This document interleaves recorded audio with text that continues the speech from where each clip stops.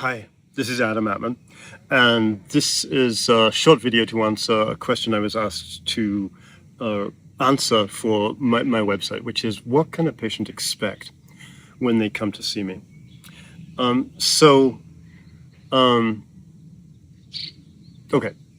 the first thing I'm going to do when I see a patient is I'm going to take the pulses at the wrist. Now, taking the pulses at the wrist to understand what's going on with the whole body is a very traditional approach. I think the first book really extensively writing about this, a fairly long book actually, called the Meijing, was written at least, I believe, 2,000, maybe 1,800 years ago. And so this practice of taking the pulses at the wrist to assess the whole body condition is a very ancient practice. And something I think that maybe people don't realize when they come for an acupuncture treatment is that this is a medical system that is very, very tested, time-tested. China traditionally has maintained this medical practice across the course of maybe 2,500, even 3,000 years. It's an unbroken tradition across that span of time. And Southeast Asia and China have always had populations maybe 10 times higher than in Europe, for example, where you had cities of up to 1 million people 2,000 years ago. So because of this unbroken lineage, this unbroken tradition, most of what we do in traditional Chinese medicine has been very carefully worked out across generation after generation of doctor and patient. And there are, in fact, more ancient books written about Chinese medicine than there are all ancient books from all other cultures combined, which is crazy if you think about it, but there's just like thousands of them.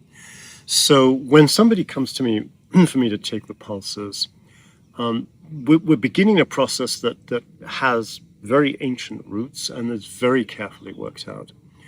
And so what I like to do is I like to see patients without, ideally without any prior knowledge, without any preconceptions about what they want help with or who they are.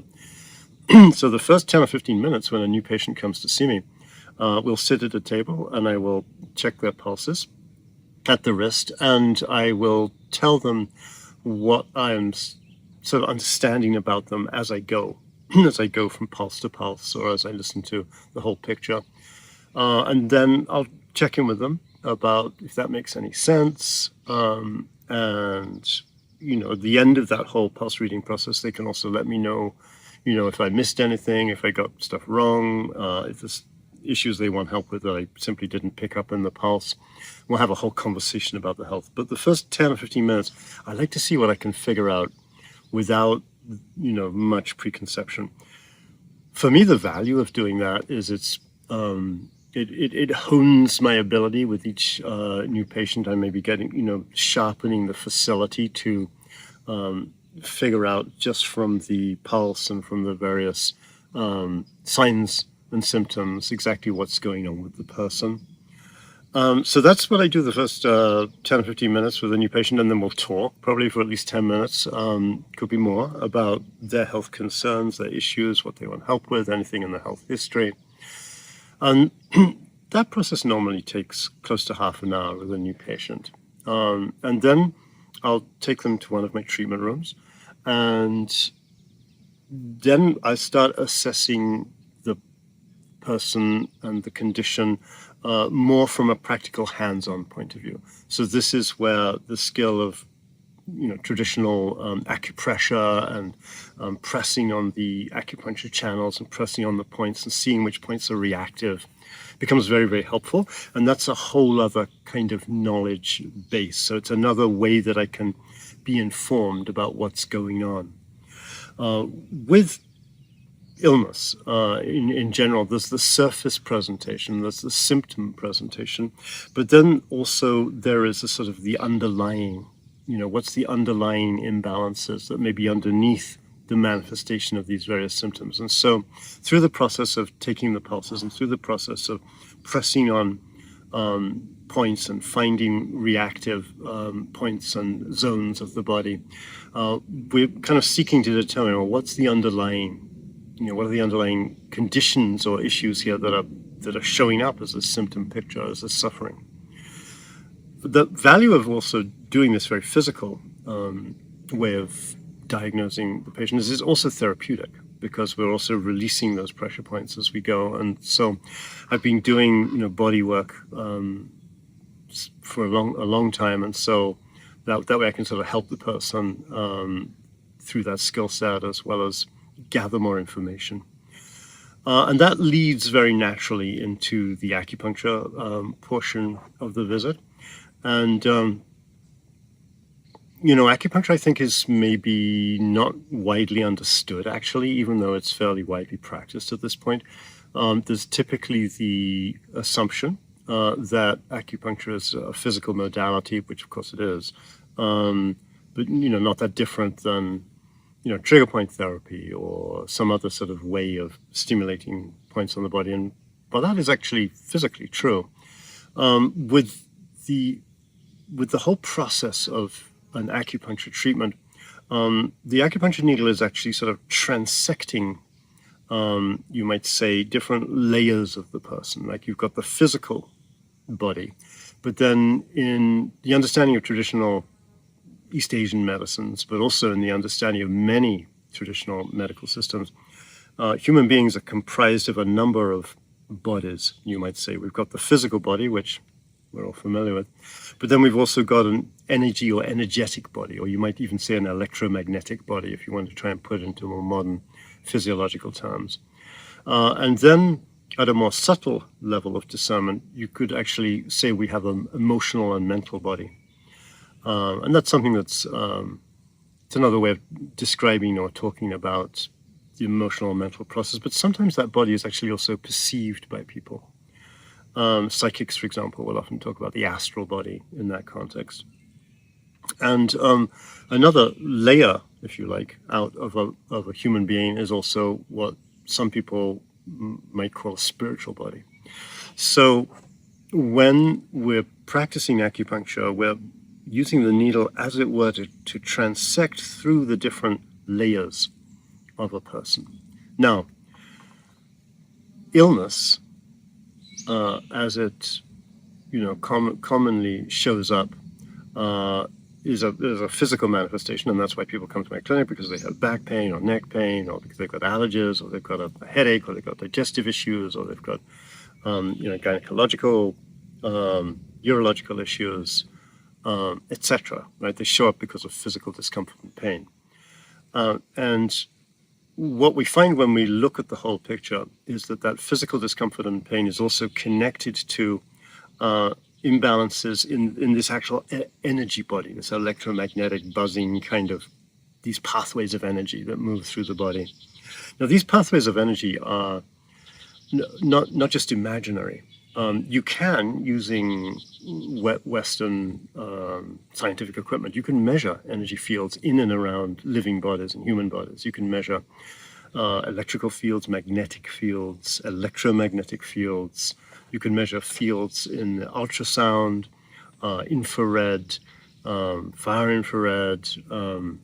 There's all kinds of interesting technologies to measure these energy fields. What we don't yet have in the Western understanding of illness and human physiology is we don't yet have an overall map of what all that energy stuff means. Traditional Chinese medicine, that's where they started. They started with the energy stuff. And so what they realized pretty quickly was that anytime you've got a physical imbalance, you have a corresponding energetic imbalance. And that's what we're looking at in the practice of acupuncture. We're looking at, well, if we rebalance, this energy body, is that going to then have a downstream effect, as it were, on the physical symptoms, on the physical body? And of course, the whole history of acupuncture is a history of mapping out, how those downstream or upstream effects work when you're adjusting energy in, say, the leg or the foot to treat the heart or the eyes or some completely remote part. You're working with these downstream and upstream energy flows. So for me, when I am tuning into a person and what they want help with, I'm looking at the physical body. I'm very interested in what's the actual physiological, anatomical process going on here. I want to know the Western medicine stuff because it's incredibly useful. But then I also want to know what's going on with this energy body, and can I shift this by shifting the energy body, right? And that's the value of acupuncture, and also the value of the traditional Chinese breathing and moving exercises that I teach, the Qigong exercises. And then I'm also going to be wanting to look at the mental and emotional component, because sometimes what's holding an illness or imbalance in place has as much to do with the mental and emotional components as it does with anything energetic or anything physical, or even anything that may have happened in terms of a trauma or a car accident or something like that. So how I'm discerning that is just by talking to the person. Like, I'm really interested in knowing, well, like, how are you? Like, what's happening in your life? How's the sort of unfolding of the life story? How are you doing emotionally? Like, what's going on with feelings and emotions and moods? And this is going to show me how there may be a relationship or not be a relationship between the emotional, mental processes and the physical, suffering and difficulty that's going on. Why do I want to do that? Why do I want to sort of get in there and take a look at that? Because if illness and imbalance is actually occurring on multiple different levels simultaneously, like let's say somebody has low back pain, so it's very physical, and you can say, oh yes, there's a bulging disc, and these muscles are spasming, and so on, and here's the MRI, and you can look at the physicality of it. But then you can also look at the energetic imbalance and the sort of internal organ imbalance that we look at in Chinese medicine and say, well, okay, there's lower back pain, but there's also a blockage, in the knee, and there's a connection down to the ankle, and there's the fact that the person is a certain age where we know that the energy of the kidney system starts to decline, and so they're more likely to have challenges with the lower back, and so that's guiding me towards, well, we can use certain herbs to strengthen that kidney system. That'll help the lower back, and we can use acupuncture to open up those energy channels and clear them so that the upstream condition of the low back pain improves, and that's the beauty and the cleverness of the acupuncture channel system. But then also we might be looking at, for example, maybe something occurred at work where the person felt, backed into a corner. Oh, okay, so that's an effect on the back. Or maybe they felt like they were getting stabbed in the back, through some interpersonal conflict. Well, that's very much associated with the back. Maybe they felt like they had to back down in a confrontation. Again, the back, right? So I'm looking for these hooks between the physical, the energetic, the emotional, mental, and then even the spiritual, right? So the value of finding these hooks is that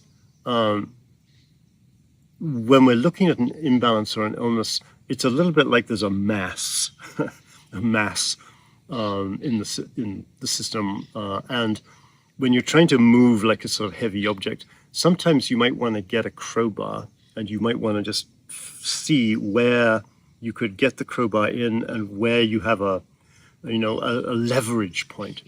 So sometimes, you might look at a situation where the person has been through, in this example, of low back pain, for example, they've been through multiple, sessions of physical therapy, or they've had steroid shots, or they've, done a lot of chiropractic, and they've done this and they've done that, and they still have the pain, right?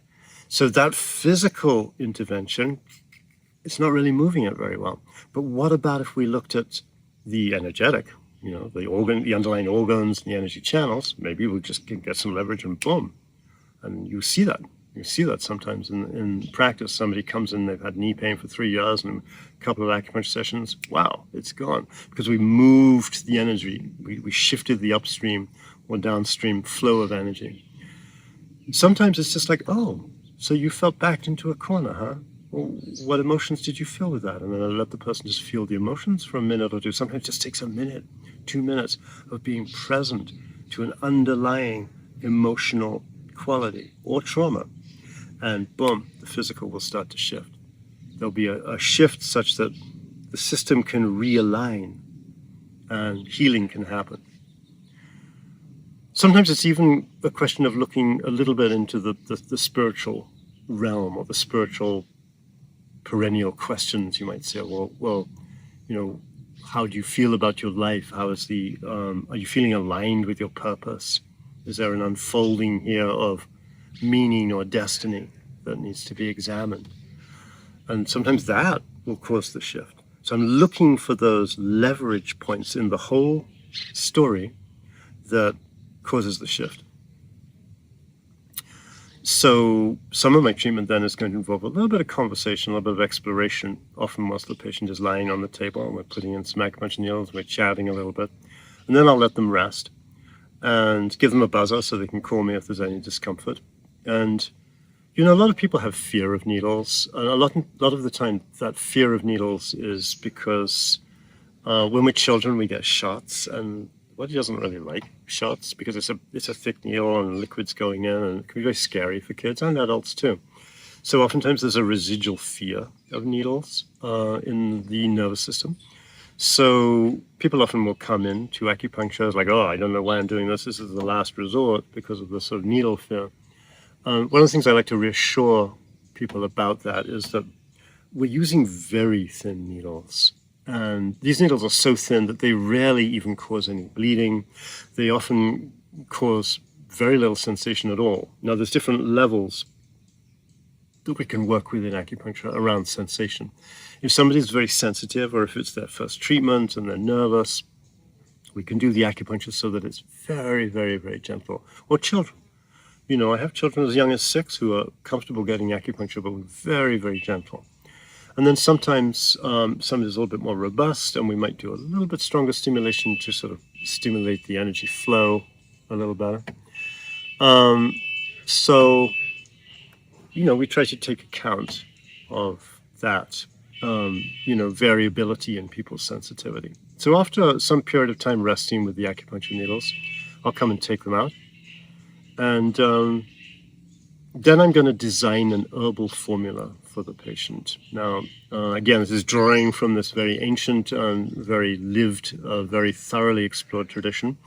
I know these herbs are safe because they've been tested for thousands of years on billions of people by millions of doctors, and all these results written down, recorded. So I know there's a long historical track record of safety, but we can't just rely on that. So I also work with a pharmacy, a Chinese herb pharmacy that's really one of the very best in the country in terms of their really taking care of the quality and really doing all the different kind of modern scientific studies to make sure that there are no contaminants, no petrochemical or weird contaminants, no bacterial contaminants, that the herbs are correctly identified. So I work with this pharmacy very closely. I send them my prescriptions and they put them together and then they ship them to my patients. And I work with them just to make sure that my patients are getting the very, very highest, standards of Chinese herbal medicine that I can find for them. So I do find with herbal formulas that I can turn around many serious conditions, and many patients get really good results with that. I write around 1,000 prescriptions a year, and generally those are 3 or 4 week prescriptions. And I wouldn't be successful at that if the practice itself wasn't effective, right? So as the treatments go on, as I might see somebody for a second, third, or fourth visit, I will also take a look at lifestyle, exercise, diet, and supplements. I'm very well versed in a wide, array of different supplements and modern approaches to healing using, amino acids, peptides, and a whole range of different herbs that can be taken in supplement form. So I'll kind of take a look at that too, because for me, it's a whole comprehensive picture, and getting some mastery of that, we get to the healing that's needed. Okay, I'm sorry if that was really long, but I wanted to really answer the question, what can a new patient expect when they come to see me? Okay, thank you.